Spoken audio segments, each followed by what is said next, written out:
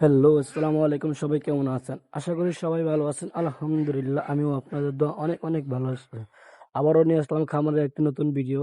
অবশ্যই সবাই ভিডিওটা মনোযোগ সহকারে দেখবেন ইনশাল্লাহ।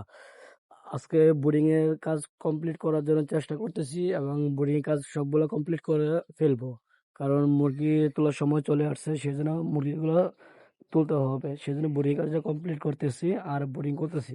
কিভাবে বোর্ডিং করতেছে সেই বোর্ডিংটি অবশ্যই আপনারা দেখতে থাকুন আর দেখেন, আর আমার জন্য দোয়া করবেন, ঠিক আছে?